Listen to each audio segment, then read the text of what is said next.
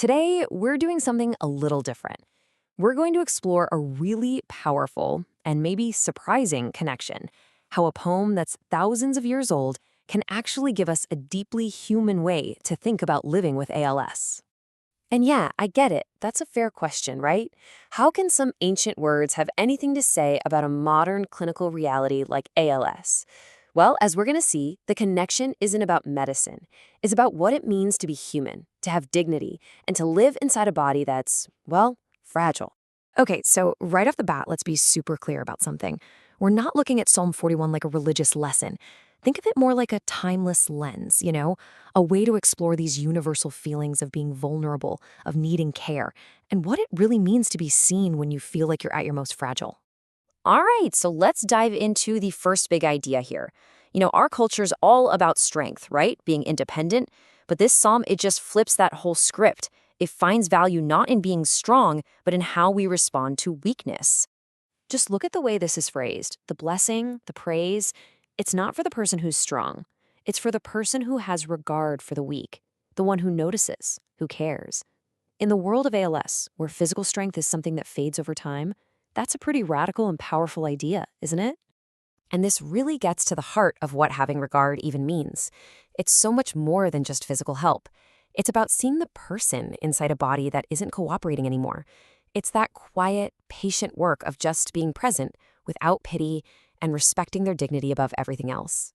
Okay, so building on that, the psalm then kind of shifts its focus. It moves from the caregiver's actions to what's going on inside the mind and heart of the person who's ill. And it really explores one of the toughest parts of this journey, that changing sense of who you are. I mean, think about it. If you've been independent your whole life, this is just a massive, monumental shift.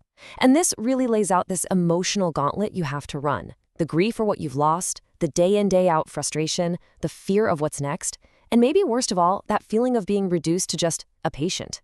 It's not just about losing muscle, it's a real fight to hold on to your identity. But then, right in the middle of all that struggle, the psalmist offers this quiet little counterpoint. And listen to the word it uses, sustains. It's not promising a cure. It's not promising a reversal. It's talking about a presence that supports, that holds you, that keeps you steady, even when your body can't. And that right there is such a crucial shift. The whole goal gets reframed for the caregiver, for the person with ALS. The objective changes. It stops being about fighting for a cure that right now isn't there, and it becomes about finding and providing this deep, grounding sense of comfort and presence in the here and now. Okay, now we get to a part that is incredibly honest. The text explores how a chronic illness like this really puts our relationships to the test. And this is where the psalmist gets, well, brutally real. Wow. I mean, that is a stark observation. It's this raw acknowledgement that not everyone who visits brings comfort. Some people show up with empty words, or you can just feel their discomfort, their pity, and it makes you feel more like a spectacle than a friend. The psalmist just puts that painful social reality right out there. And here's exactly what that can look like in real life. Some people just pull away because they're scared, they don't know what to say. Others talk around you or about you like you're not even in the room. This kind of social isolation can honestly be just as debilitating as any of the physical symptoms. And then it hits on what might be the deepest hurt of all, when the people you really thought you could count on just vanish. Maybe it's friends who stop calling or family who just can't handle it. It's that profound disappointment when the support you expected just isn't there. The real power here isn't that the psalm offers some easy solution. It doesn't. The power is in the validation. It gives you permission to feel that hurt, to acknowledge that disappointment without feeling any shame. It's basically saying, no, you're not imagining this. This hurts, and that's okay.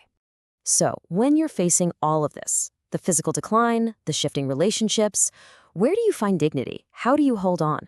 Well, let's look at this final section, which is all about how hope itself starts to change shape. When what we see here is that dignity isn't really about independence at all. It's about respect. It's found in these small but absolutely crucial actions. Things like asking before you help, explaining what you're doing, making sure there's privacy during care, and always, always speaking to the person, not about them or over them. That is how dignity is kept alive. And this, I think, shows the most profound shift of all. Hope doesn't just disappear, it transforms. It moves away from that impossible dream of a cure or getting back to normal, and it finds a new, much more resilient home in things that are actually achievable. Comfort, connection, dignity, peace, right here in the present moment. So, after all this, what's the ultimate message from this ancient poem for someone who's living with ALS today? It boils down to this simple, powerful truth. You are still seen. Behind the illness, beyond all the physical limitations, the person you are is still here. You are seen. And for the caregivers, the message is one of just profound affirmation. All that quiet, repetitive, often exhausting work of sustaining another person, it is not invisible. It is this central, deeply meaningful act of compassion, and it matters more than words can ever really say. It reminds us that sometimes true strength doesn't look like independence. It looks a lot like compassionate care.